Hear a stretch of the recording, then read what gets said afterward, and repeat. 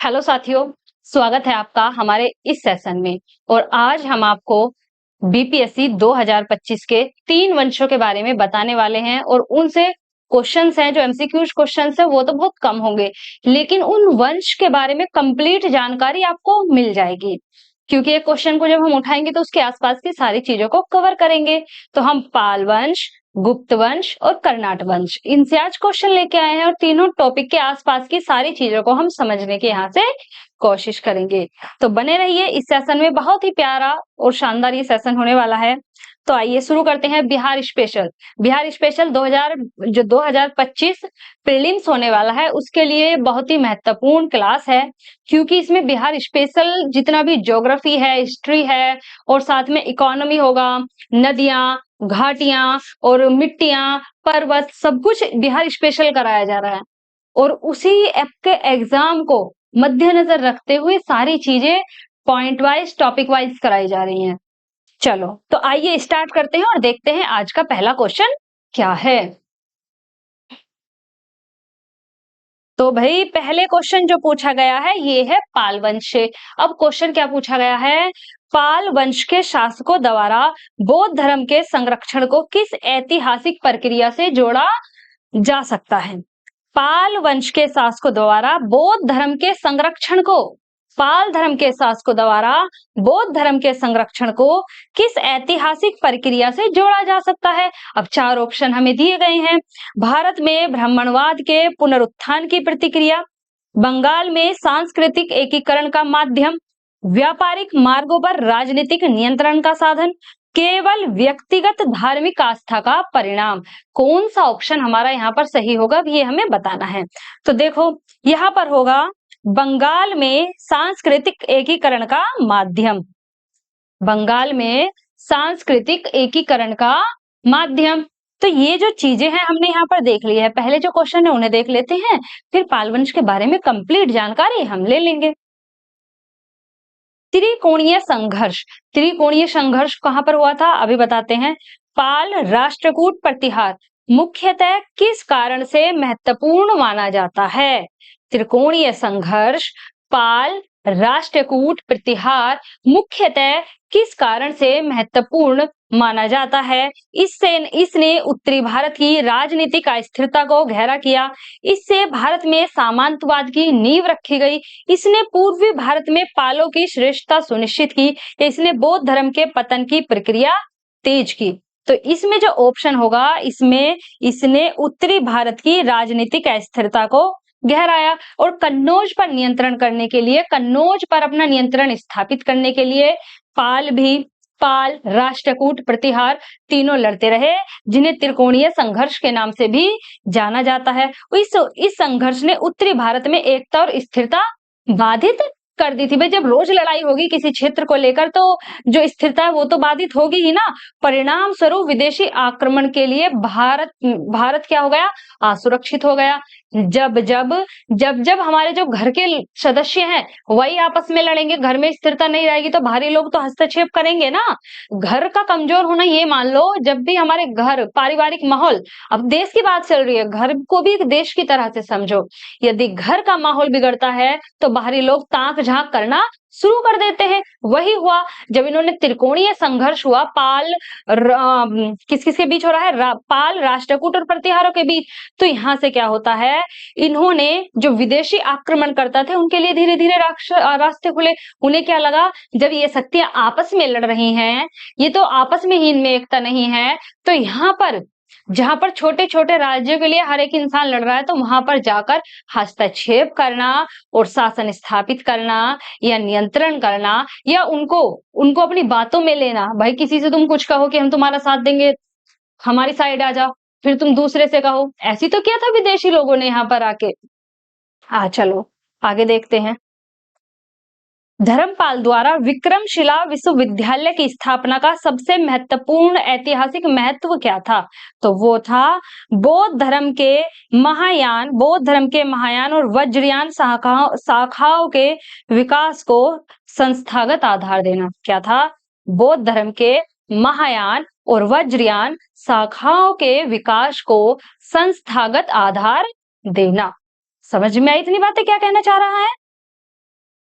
धर्मपाल ने विक्रमशिला विश्वविद्यालय की स्थापना की।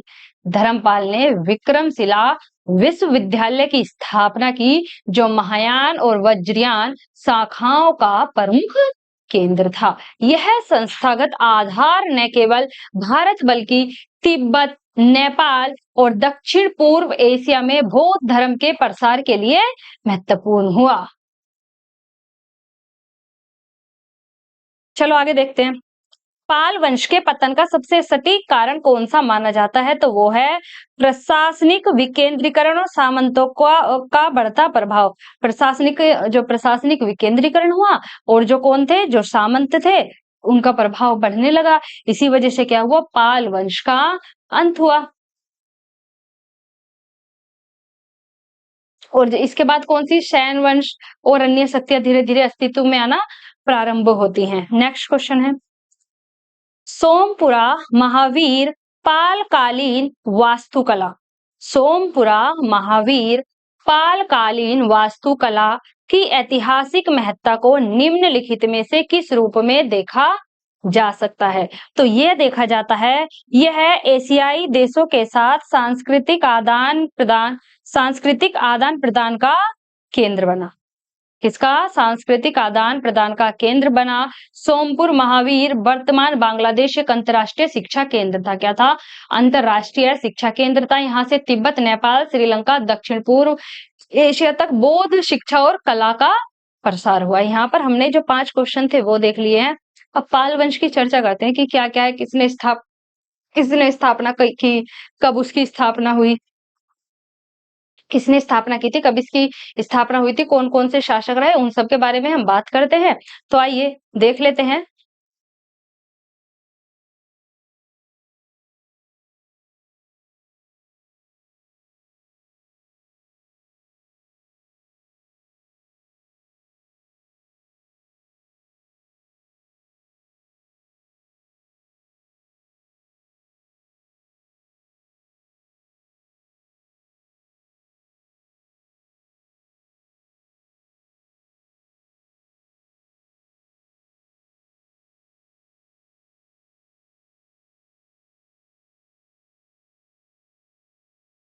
आइए अब जानते हैं हम पाल वंश के बारे में।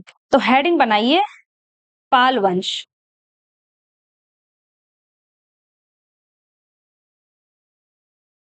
यहाँ पर क्या होगा, सबसे पहले स्थापना और प्रारंभिक शासक। स्थापना और प्रारंभिक शासक। तो प्रारंभिक स्थापना किसने की थी? वो की थी गोपाल ने। किसने? गोपाल ने। कब की? 750 से 770 ईस्वी में। कब? 750 से 770 ईस्वी। पाल वंश की स्थापना की गोपाल ने 750 से 770 ईस्वी के बीच में। स्थान तो क्या लिख सकते हैं अब यहाँ, गोपाल ने पाल वंश की स्थापना की। उन्हें बंगाल के स्थायी प्रमुखों द्वारा राजा चुना गया। इन्हें किसने राजा चुना? किसने राजा चुना? तो ये चुना था स्थानीय बंगाल के, क्या लिख सकते हैं हम, बंगाल के स्थानीय प्रमुखों द्वारा राजा चुना गया था। गोपाल को जो राजा चुना, वो किसने चुना? जो बंगाल के क्या थे, जो बंगाल के स्थानीय प्रमुख थे, उन्होंने गोपाल को राजा चुना और उन्होंने पाल वंश की स्थापना की 750 ईस्वी में। यहां तक बात क्लियर? उनके शासनकाल के बारे में बहुत कम जानकारी प्राप्त है या उपलब्ध है, लेकिन माना जाता है, क्या माना जाता है, कि उन्होंने बंगाल को एकीकृत करने का प्रयास किया। गोपाल ने क्या किया? बंगाल को एकीकृत करने का प्रयास किया। ये आपको याद रखना है। गोपाल ने बंगाल को एकीकृत करने का प्रयास किया। उसके बाद इसकी उपलब्धियां, गोपाल की उपलब्धियां, भाई क्या कहती है उपलब्धियां? अराजकता के दौर में सत्ता प्राप्त कर और स्थायित्व क्या किया? स्थायित्व स्थापित किया। गोपाल ने अराजकता के दौर में, अराजकता के दौर में सत्ता प्राप्त की, सत्ता प्राप्त की और स्थायित्व स्थापित किया। गोपाल के बारे में हमने टोटल कितनी बार जानी है? गोपाल ने पाल वंश की स्थापना की 750 ईस्वी में। उसे बंगाल के प्रमुखों ने राजा चुना। किसके? बंगाल के जो प्रमुख थे उन्होंने राजा चुना। और गोपाल ने बंगाल को एकीकृत भी किया। क्या? एकीकृत करने का प्रयास किया। और उपलब्धियों की बात की जाए तो अराजकता के समय में उसने स्थायित्व स्थापित कर दिया। स्थायित्व का मतलब समझते, ठहराव जो आता है, अपना जो शासन उसने स्थापित किया, वो भी अराजकता के दौर में। ये जाना हमने पाल वंश के बारे में। अब यदि बात की जाए भाई गोपाल, गोपाल के बाद कौन आता है? धर्मपाल।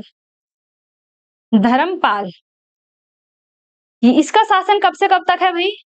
770 से 810 ईस्वी। धर्मपाल ने पाल साम्राज्य का विस्तार किया और उत्तरी भारत में अपनी स्थिति को मजबूत किया। धर्मपाल ने पाल साम्राज्य का विस्तार किया और उत्तरी भारत में अपनी स्थिति को मजबूत किया। उन्होंने कन्नौज के एक त्रिकोणीय संघर्ष में हिस्सा लिया और कन्नौज पर अधिकार भी प्राप्त किया। इस कन्नौज पर क्या था? इस कन्नौज पर कभी कोई अधिकार कर ले रहा था, कभी कोई अधिकार कर ले रहा था। भाई जब उस पर संघर्ष बार बार हो ही रहा था तो क्या था, एक बार धर्मपाल ने भी उस पर, कन्नौज पर अधिकार प्राप्त किया। इसने उत्तरापथ स्वामिनी की उपाधि धारण की। इसने कौन सी? उत्तरापथ स्वामिनी की उपाधि धारण की। ठीक है। शैक्षिक योगदान, तो धर्मपाल ने ही विक्रमशिला विश्वविद्यालय की स्थापना की है, जो नालंदा विश्वविद्यालय के बाद सबसे महत्वपूर्ण बौद्ध शिक्षा का केंद्र है। तो यहां हमने कितनी चीजें लिखी भाई? लिख लो इन्हें भी। हमने बात की धर्मपाल के बारे में, तो सबसे पहले इसने पाल साम्राज्य का विस्तार, कन्नौज के, किसका? कन्नौज के त्रिपक्षीय संघर्ष में हिस्सा लिया और कन्नौज पर अधिकार भी किया। कन्नौज पर अधिकार भी किया। इतनी बातें समझ में आई। तीसरा पॉइंट क्या है?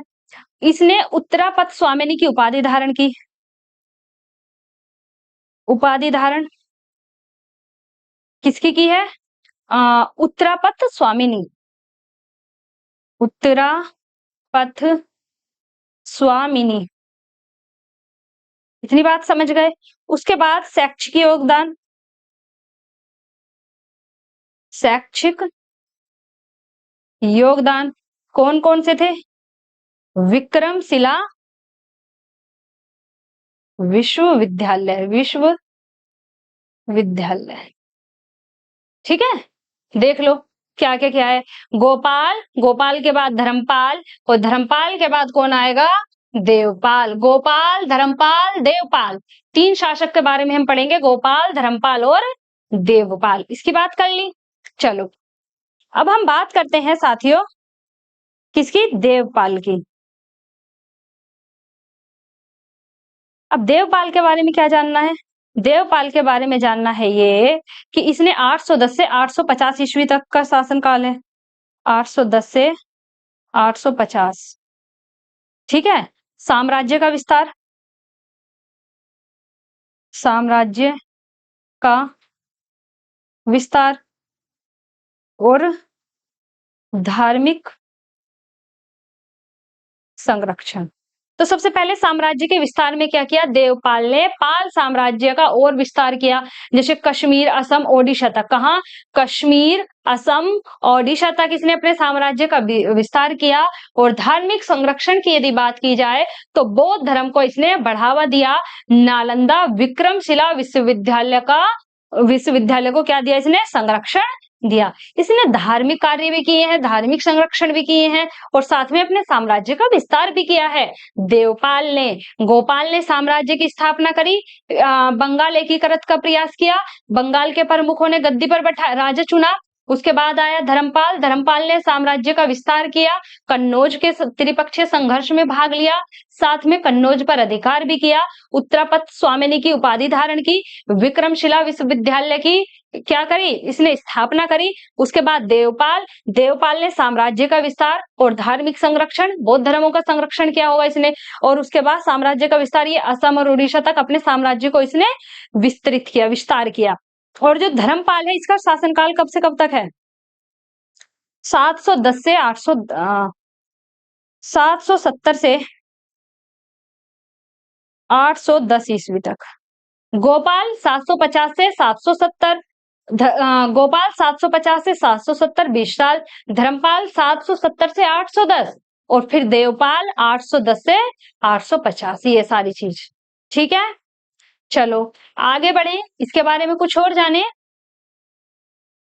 तो जो जानने वाली बात है फिर है सांस्कृतिक और इनका धार्मिक योगदान। कहाँ लिख सकते हैं, यहाँ लिख लो।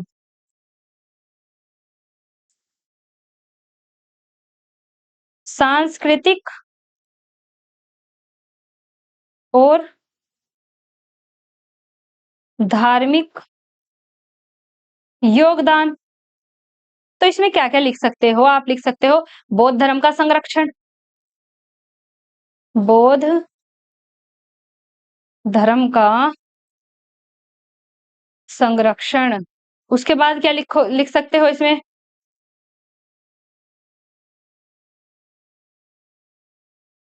फिर इन्होंने क्या किया, बौद्ध धर्म का संरक्षण किया।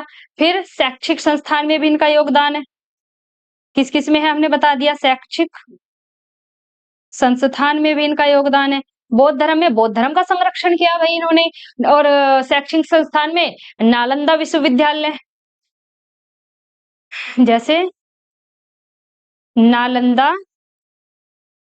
विश्वविद्यालय। उसके बाद क्या, विक्रमशिला विश्वविद्यालय, विक्रमशिला विश्वविद्यालय।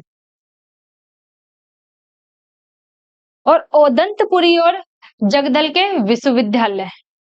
कौन से, ओदंतपुरी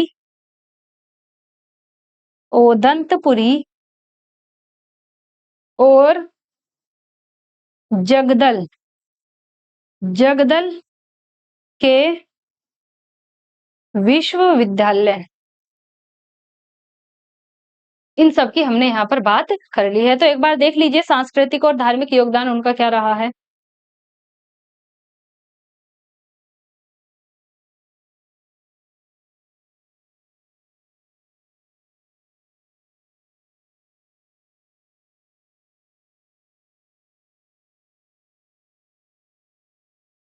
हो गया 2 से 3 वीडियो। चलो अब आगे चलते हैं, सांस्कृतिक और धार्मिक देख लिए, अब हम बात करेंगे प्रशासन की। किसकी, पाल वंश की चल रही है सारी बातें, किसकी, प्रशासन। तो प्रशासन में हमें क्या याद रखना है, ये देखो, गोपाल ने वरेंद्र पर लोकतांत्रिक शासन किया। किस पर, गोपाल ने वरेंद्र पर लोकतांत्रिक शासन किया। उसके बाद और उसके बेटे धर्मपाल एक ऐसा था, कुशल प्रशासक था जिसने आर्थिक समृद्धि का नेतृत्व किया। पाल शब्द कहां से आया है, पाल शब्द संस्कृत से आया है, संस्कृत से आया है। और इसका अर्थ क्या है? अर्थ है इसका रक्षक। पाल का अर्थ क्या है? रक्षक। ठीक है। इनकी वास्तुकला के बारे में भी जानोगे, जान लीजिए थोड़ा सा। वास्तुकला क्या क्या रही है? तो देखो, सबसे पहले पाल वंश ने अद्वितीय वास्तुकला का विकास किया। तो क्या लिख सकते हैं? पाल वंश ने अद्वितीय वास्तुकला का विकास किया। ठीक है, पाल ने अद्वितीय वास्तुकला का विकास किया। दूसरा पॉइंट, जिसमें स्तूप, मठ, मंदिर शामिल थे। इसमें क्या थे? जिसमें स्तूप, मठ और मंदिर क्या थे? शामिल। साथियों, प्यारे साथियों, हमने बात क्या की है? हमने गोपाल वंश देखा है। गोपाल वंश में संस्थापक कौन है? गोपाल है, 710 ईस्वी। उसके बाद आते हैं धर्मपाल, उसके बाद आते हैं देवपाल। हमने इनका शैक्षिक संस्थान देखा और इनका सांस्कृतिक और धार्मिक योगदान की बात करी। शैक्षिक संस्थान में क्या आया? नालंदा। क्या है? नालंदा विश्वविद्यालय और विक्रमशिला विश्वविद्यालय, ओदंतपुरी और जगदल के विश्वविद्यालय। उसके बाद प्रशासन, गोपाल ने वरेंद्र पर लोकतांत्रिक शासन किया। और पाल शब्द संस्कृत से आया है, जिसका अर्थ है रक्षा, जिसका अर्थ है रक्षा। और यदि वास्तुकला की बात की जाए तो पाल अद्वितीय वास्तुकला का विकास किया। पालों ने अद्वितीय वास्तुकला का विकास किया, जिसमें स्तूप, मठ और मंदिर शामिल हैं। क्या क्या? स्तूप, मठ और मंदिर शामिल हैं।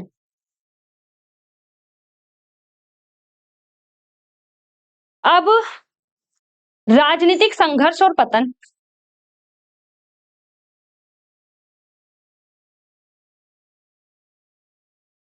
राजनीतिक संघर्ष और पतन क्या थे वो देखो। तो राष्ट्रकूट और प्रतिहारों से संघर्ष,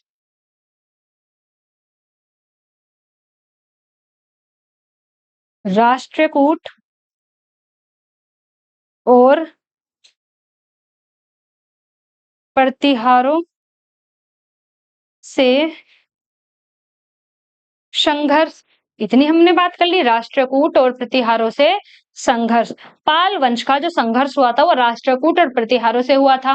ठीक था, ठीक है। और पाल साम्राज्य के कमजोर होने के कारण कायस्थों ने क्या कर लिया? सत्ता पर अपना नियंत्रण स्थापित कर लिया।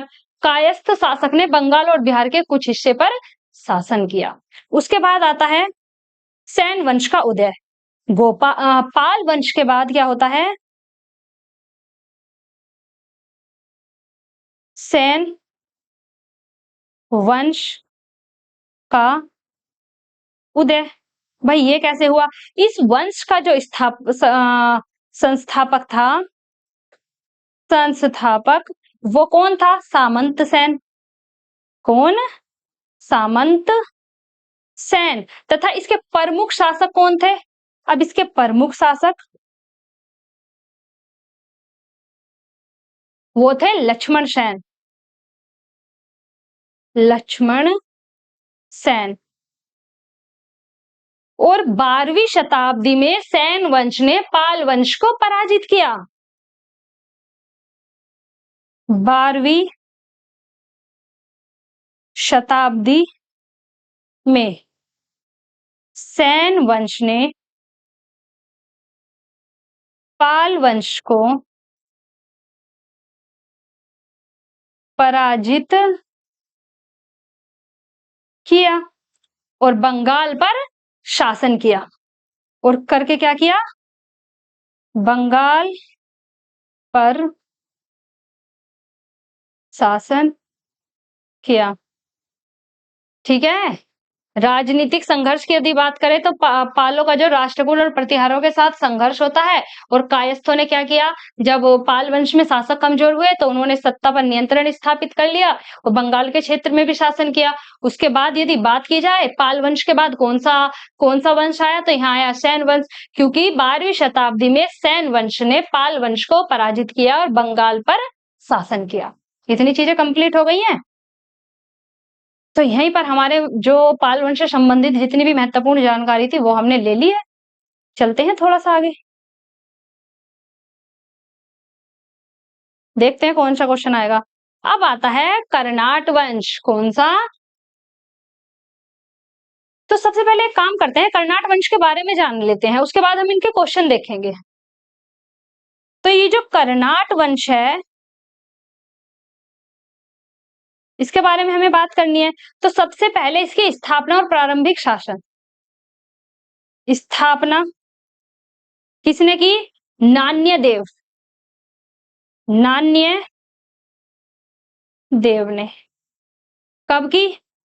1097 और 1147 ईस्वी, इनका टाइम पीरियड है ये। ठीक है, इतनी बात के बाद कर्नाट वंश की स्थापना किसने की थी? नान्य देव ने की थी। वह मूलतः कर्नाट क्षेत्र से आए थे। ये कहां से आए थे?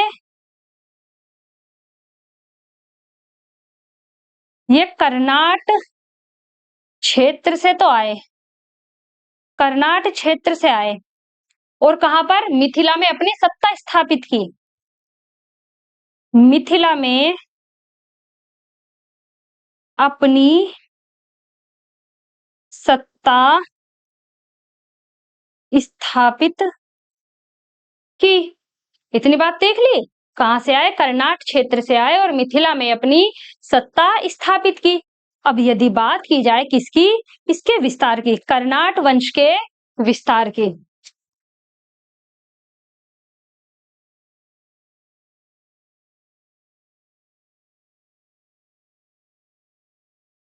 तो आइए देख लेते हैं इसका विस्तार। विस्तार कैसे हुआ? पानी देना सर, पानी।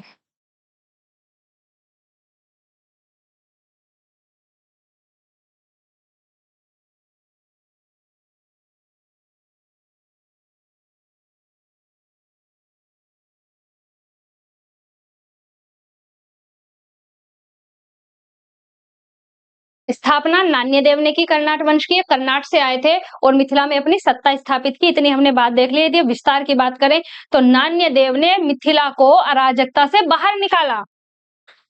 विस्तार तो क्या लिख सकते हैं? नान्य देव ने मिथिला को अराजकता से बाहर निकाला। ठीक है, अराजकता से बाहर निकाला और क्षेत्र में स्थिरता और शांति स्थापित की। जब अराजकता बाहर जाएगी तो शांति खुद ब खुद आएगी। अराजकता बाहर निकाली और क्या किया? शांति स्थापित की। किसने? नान्य देव ने। मिथिला को एक महत्वपूर्ण सांस्कृतिक केंद्र बनाया। अब नान्य देव ने क्या किया? मिथिला को एक सांस्कृतिक महत्वपूर्ण केंद्र बनाया। ठीक है, क्या क्या किया है हमने लिख दिया है। कर्नाट वंश की स्थापना नान्य देव ने की। कब की? 1097 ईस्वी में की। और ये कर्नाट से आए थे और मिथिला में अपनी सत्ता स्थापित की। और नान्य देव ने क्या किया? मिथिला से अराजकता को बाहर कर शांति की स्थापना की। उसके बाद मिथिला को एक ऐसा सांस्कृतिक महत्वपूर्ण केंद्र बनाया। ठीक है, इतनी चीजें हो गई। और सिमरावगढ़ को इसने अपनी कैपिटल बनाया, जो वर्तमान में नेपाल में है। नान्य देव की बात चल रही है। इन्होंने जो कैपिटल बनाई वो किसको बनाया? सिमरावगढ़, सिमरावगढ़ को बनाया, जो कहाँ है? वर्तमान नेपाल में। कहाँ? वर्तमान नेपाल में है। इसके यदि महत्वपूर्ण शासक की बात की जाए, महत्वपूर्ण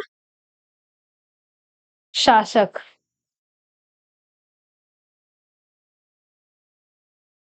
तो कौन कौन से हुए हैं? पहले हुए हैं गंगादेव। कौन? गंगादेव। कब से कब तक है ये? गंगादेव या गांगे देव भी बोला जाता है। गंगादेव या गांगे देव भी आए तो समझ जाना उन्हीं के बारे में बात हो रही है। इनका शासन है 1147 से 1187 ईस्वी। ठीक है। उसके बाद नान्य देव के बाद उनका पुत्र, ये किसका पुत्र है? ये नान्य देव का पुत्र है गंगादेव या गांगे देव। नान्य देव का पुत्र गंगादेव या गांगे देव। ठीक है। पिता की नीतियों को जारी रखा। इसने क्या किया? पिता की नीतियों को जारी रखा। इतनी बात समझ में आई? जो पिता की नीतियां थी उन्हें जारी रखा। इसकी उपलब्धियां क्या क्या थी? उपलब्धियां तो वो कौन कौन सी थी? वो थी गंगा देव ने प्रशासनिक सुधार किए। प्रशासनिक सुधार किए और मिथिला के विकास में योगदान दिया। क्या क्या? मिथिला के विकास में योगदान दिया। ठीक है। देख लो हम क्या लिखे हैं।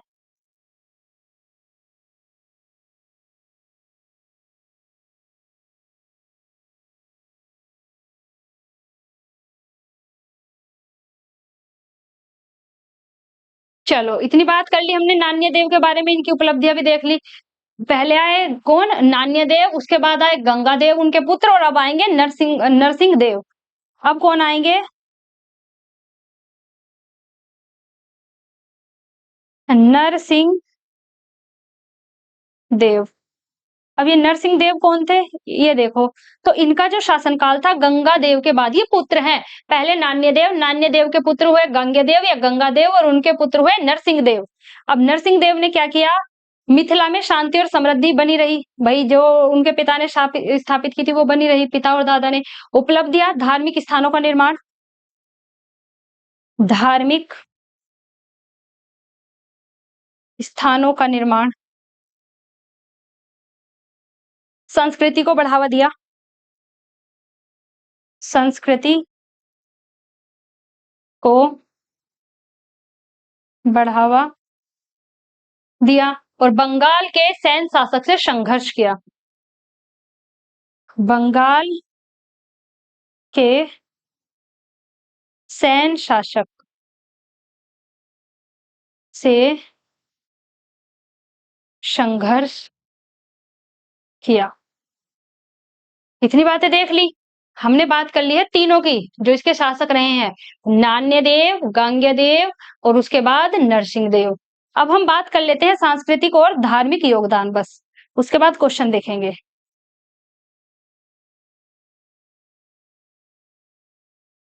सांस्कृतिक और धार्मिक योगदान तो क्या रहा? मिथिला पेंटिंग।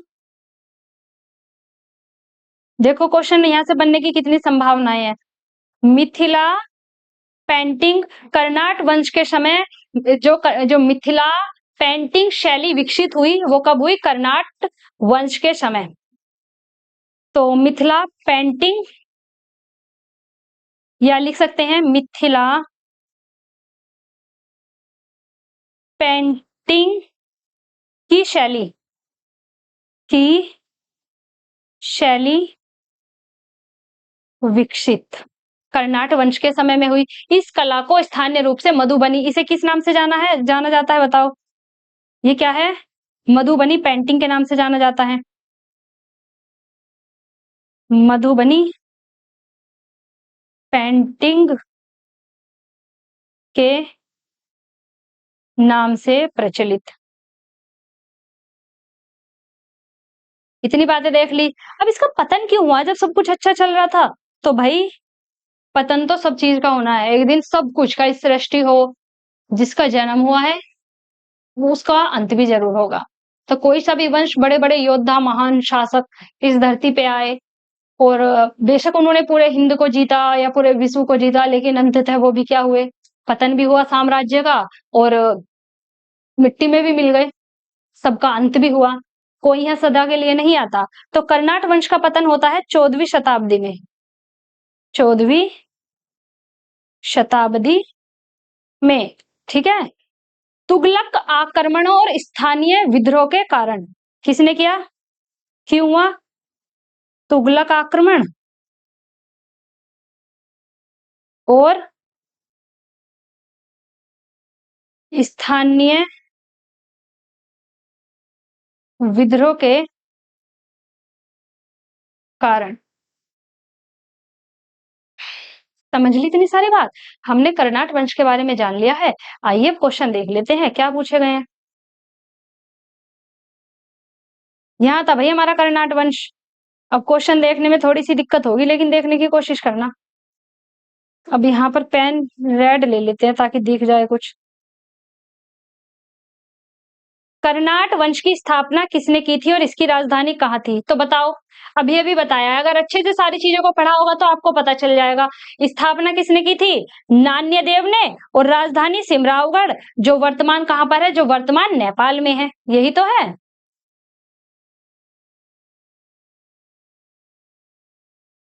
दूसरा क्वेश्चन है,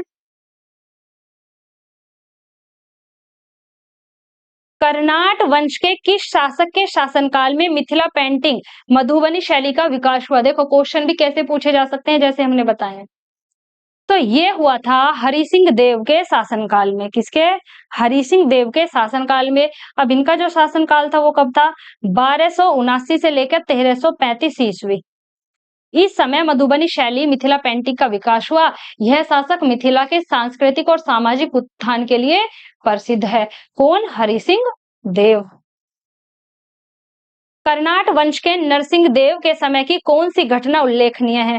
तो भाई कौन सी घटना उल्लेखनीय है ये बताना है। तो मिथिला को अराजकता से बाहर निकालना। क्या? मिथिला को अराजकता से बाहर निकालना। नरसिंह देव ने अव्यवस्था और जो अराजकता थी उसे समाप्त किया और मिथिला में राजनीतिक स्थिरता स्थापित की। चलो आगे देखो। हरि सिंह देव 1279 से 1335 ईस्वी किस उपलब्धि के लिए विशेष रूप से जाने जाते हैं? तो ये जाने जाते हैं पंजी प्रबंध और परंपरा विकसित करना।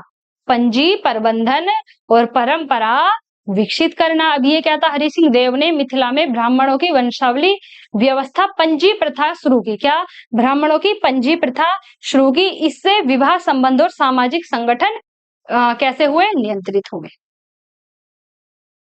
कर्नाट वंश के पतन का मुख्य कारण क्या था? बौद्ध धर्म का पतन, तुगलक आक्रमण और स्थानीय विद्रोह, राष्ट्रकूटों के आक्रमण, या गंगा नदी का मार्ग बदलना? अभी अभी बताया, अच्छे से पढ़ा होगा तो।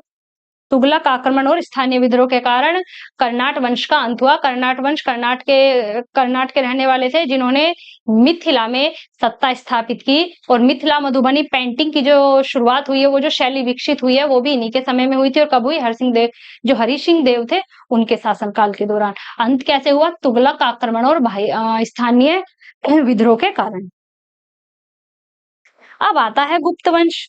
अब हमें क्या जानना है? गुप्त वंश जानना है। सबसे पहले हम गुप्त वंश के बारे में सारी जानकारी ले लेते हैं, उसके बाद देखेंगे क्वेश्चन। तो नीचे लिखते हैं, फिर यहाँ पर थोड़ा क्वेश्चन अच्छे नहीं लगते। चलो यहाँ पर डालो,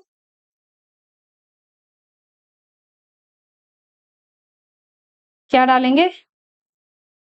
गुप्त वंश।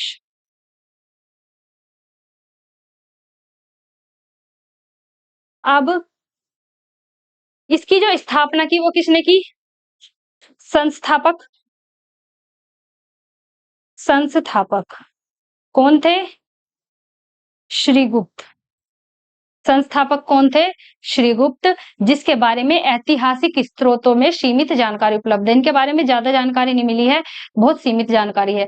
श्रीगुप्त का शासनकाल और उसके कार्यों का विवरण स्पष्ट नहीं है कि कब से कब तक उन्होंने शासन किया। बस ये पता है कि गुप्त वंश की स्थापना श्रीगुप्त ने की थी। गुप्त वंश का प्रारंभिक शासक माना जाता है श्रीगुप्त को। समझ में आ गई? उसने संभवतः उत्तर भारत के कुछ हिस्सों में शासन किया और उनके शासनकाल के बारे में कोई लिखित उपलब्ध जानकारी नहीं है या लिखित प्रमाण नहीं है। तो श्रीगुप्त के बारे में समझ गए। इन्होंने किया तो प्रथम शासक भी माने जाते हैं किसके? गुप्त वंश के, लेकिन इनके बारे में कोई भी लिखित प्रमाण नहीं मिले हैं।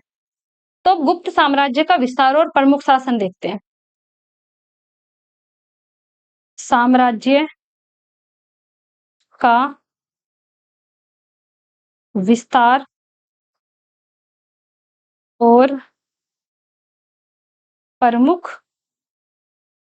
शासन कौन कौन से थे? देखो,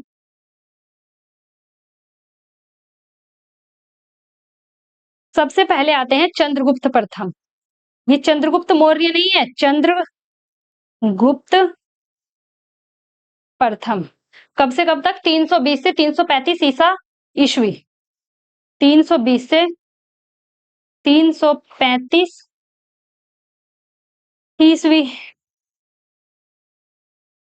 इन्होंने क्या किया? चंद्रगुप्त प्रथम ने गुप्त वंश को एक शक्तिशाली साम्राज्य में बदल दिया। इन्होंने क्या किया? गुप्त वंश को शक्तिशाली साम्राज्य में बदल दिया। इतनी बात आपको समझ आ गई। उन्होंने लिच्छवी राजकुमारी कुमार देवी से विवाह किया। इन्होंने जो विवाह किया वो किया लिच्छवी राजकुमारी से। लिच्छवी राजकुमारी से, जिसने उन्हें मगध, वर्तमान बिहार और आसपास के क्षेत्रों में प्रभाव स्थापित करने में सहायता मिली। जब इसने लिच्छवी की राजकुमारी से सहायता विवाह किया तो जो मगध के आसपास के क्षेत्र थे उनमें अपनी सत्ता स्थापित करने का क्या मिला? सहायता वहां से मिलती है। फिर आता है चंद्रगुप्त के बाद समुद्रगुप्त। गुप्त वंश की बात चल रही है, फिर कौन आएगा? फिर आता है समुद्रगुप्त। अब ये समुद्रगुप्त कौन था? चंद्रगुप्त प्रथम के पुत्र। कौन है ये? चंद्रगुप्त प्रथम के पुत्र हैं समुद्रगुप्त। इनका जो शासन है वो कब तक है? 335 से लेके 375 ईस्वी तक। 335 से लेके 375 ईस्वी तक। चंद्रगुप्त प्रथम के पुत्र जो गुप्त साम्राज्य के सबसे शक्तिशाली शासक थे। गुप्त साम्राज्य के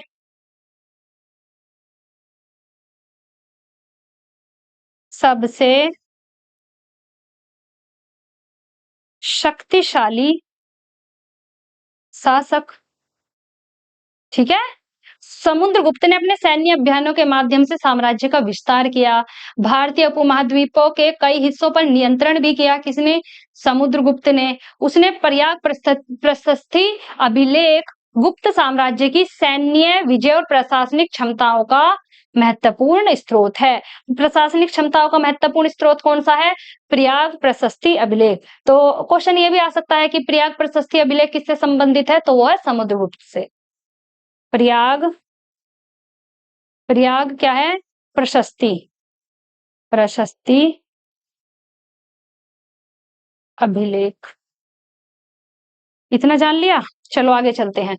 हमने श्रीगुप्त देख लिया, चंद्रगुप्त देख लिया, चंद्रगुप्त प्रथम की बात कर ली, उसके बाद चंद्रगुप्त का पुत्र समुद्रगुप्त देख लिया। अब आते हैं चंद्रगुप्त द्वितीय। चंद्रगुप्त द्वितीय भाई ये भी कौन है? ये समुद्रगुप्त के पुत्र हैं। जो चंद्रगुप्त प्रथम है चंद्रगुप्त द्वितीय का वो दादा है। चंद्रगुप्त प्रथम चंद्रगुप्त द्वितीय के दादा हैं और समुद्रगुप्त चंद्रगुप्त द्वितीय के पिता हैं और किसके, चंद्रगुप्त प्रथम के पुत्र हैं। समझ में आ गई इतनी बात। और चंद्रगुप्त द्वितीय ने क्या किया, साम्राज्य को शिखर पर पहुंचाया, साम्राज्य को शिखर पर पहुंचाया। उसके बाद इन्होंने क्या किया, चंद्रगुप्त द्वितीय ने शक साम्राज्य को पराजित किया, शक साम्राज्य को पराजित किया। गुजरात, मालवा और दक्षिण भारत के कुछ कुछ हिस्सों पर नियंत्रण भी किया। कौन कौन से, गुजरात, मालवा और दक्षिण भारत के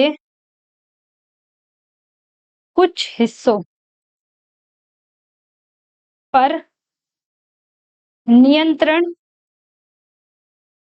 स्थापित किया। इतनी बात समझ में आई। हमने किसके बारे में देख लिया है, हमने बात कर ली है यहाँ पर चंद्रगुप्त द्वितीय के बारे में। अब आते हैं कुमारगुप्त प्रथम। इसके बाद कौन आएंगे, कुमारगुप्त प्रथम। जो इनका शासनकाल है वो कब से रहा है, 415 से 455 ईस्वी। और ये कौन है, चंद्रगुप्त द्वितीय के पुत्र हैं। देखो एक के बाद एक पुत्र ही चलते आ रहे हैं, पिता पुत्र। पहले कौन रहा, चंद्रगुप्त प्रथम, उसके बाद समुद्रगुप्त प्रथम, उसके बाद चंद्रगुप्त द्वितीय आया, कुमारगुप्त प्रथम। तो कुमारगुप्त ने बौद्ध और हिंदू मठों को संरक्षित किया। इसने क्या किया, बौद्ध और हिंदू मठों को संरक्षित किया। इतनी बात आपको समझ में आ गई कि क्या क्या किया है। चलो उसके बाद आते हैं स्कंदगुप्त। फिर कौन आएगा, स्कंदगुप्त। अब ये स्कंदगुप्त कब से कब तक, 455 से 467 ईस्वी। ये कौन थे, कुमारगुप्त के पुत्र। कौन है ये है कुमारगुप्त के पुत्र। सब पुत्र ही चलते आ रहे हैं, इसमें ऐसा नहीं है भी कि कोई अलग उत्तराधिकारी बना है, हर किसी का पुत्र ही है, जो हमने बात की है। ठीक है, तो कुमारगुप्त के पुत्र जिन्होंने हुण आक्रमणों के खिलाफ युद्ध किया। इन्होंने क्या किया, हुण आक्रमणों के खिलाफ युद्ध किया। इतनी बात देख ली। तो गुप्त साम्राज्य का पतन कैसे हुआ, तो भाई पतन ऐसी तो हुआ, हुण का आक्रमण होता है, आंतरिक संघर्ष होते हैं, ब्रिटिश और मुगलों का प्रभाव धीरे धीरे बढ़ने लगा और यही सब कारण गुप्त साम्राज्य के पतन के कारण बने। और गुप्त साम्राज्य की विशेषताओं की यदि बात करें तो कला और वास्तुकला, जैसे कला और वास्तुकला का अद्वितीय विकास हुआ, जैसे अजंता की गुफाएं या अजंता की चित्रकला इसी काल की है। मथुरा और गांधार कला शैलियों का समन्वय हुआ। दशावतार मंदिर, देवगढ़, कैलाश मंदिर, उज्जैन, जो नाम सुने होंगे वो भी कब विकसित हुए हैं, कब निर्माण हुआ है उनका भी, गुप्त काल के दौरान हुआ है। साहित्य और विज्ञान की यदि बात करें तो कालिदास, आर्यभट्ट, जब कालिदास ने बाणभट्ट और विष्णु शर्मा जैसे महान साहित्यकार गुप्त काल में हुए हैं। आर्यभट्ट हुए, कालिदास, आर्यभट्ट, विष्णु शर्मा या आर्यभट्ट, वराहमिहिर जैसे गणितज्ञ, खगोल शास्त्री भी गुप्त काल में हुए हैं। संस्कृत साहित्य का महत्वपूर्ण विकास भी गुप्त काल में हुआ है। धार्मिक और सामाजिक व्यवस्था की यदि बात करें तो हिंदू धर्म को बढ़ावा दिया, धार्मिक मंदिर और मठों का निर्माण कराया, ब्राह्मण धर्म और वर्ण व्यवस्था का पुनरुत्थान किया। ये हमने इस धर्म के बारे में जान लिया। आइए क्वेश्चन देख लेते हैं जो हमें क्वेश्चन दिए गए हैं फटाक से।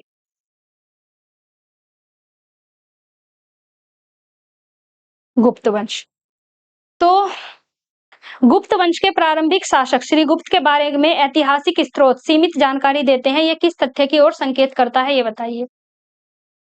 तो भाई ये क्या करता है कि गुप्त साम्राज्य का उदय धीरे धीरे छोटे राज्य से बड़े साम्राज्य में हुआ है। तभी तो उनकी सही जानकारी कहीं से नहीं मिल पाई है। अगर एक साथ होता तो सॉलिड जानकारी होती, कहीं लिखा हुआ होता, कहीं प्रशस्ति अभिलेख या कुछ कोई भी चीजें होती जिनसे हमें इनके बारे में जानकारी मिल जाती। तो क्या हुआ है, गुप्त साम्राज्य का उदय धीरे धीरे छोटे छोटे राज्यों से बड़े राज्यों में हुआ है।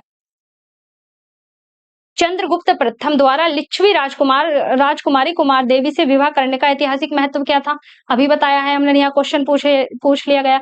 तो क्या आएगा, इसने गुप्त साम्राज्य के राजनीतिक वर्चस्व को बिहार एवं मगध क्षेत्र में वैधता प्रदान की। तो संबंध बना के कहां से कहां पहुंच रहा है वो देखो, ये संबंध बनाकर गुप्त साम्राज्य के राजनीतिक वर्चस्व को बिहार एवं मगध क्षेत्र में वैधता प्रदान करने के लिए इसने विवाह किया। प्रयाग प्रशस्ति इलाहाबाद स्तंभ लेख किस कारण से गुप्त साम्राज्य के लिए विशेष महत्वपूर्ण माना जाता है? तो इसने चंद्रगुप्त प्रथम की राजस्व यज्ञ की चर्चा की है। किसकी? इसने चंद्रगुप्त प्रथम के राजस्व यज्ञ की चर्चा की है। नेक्स्ट क्वेश्चन, यदि चंद्रगुप्त द्वितीय ने शक साम्राज्य को पराजित ना किया होता, यदि चंद्रगुप्त द्वितीय ने शक साम्राज्य को पराजित ना किया होता तो गुप्त साम्राज्य किस क्षेत्रीय लाभ से वंचित रह जाता, ये हमें बताना है। तो कौन सा ऑप्शन हमारा यहाँ पर ठीक होगा? तो यहाँ पर पश्चिमी तट के व्यापारिक मार्ग और मालवा गुजरात का सांस्कृतिक जो योगदान है उससे ये वंचित रह जाता।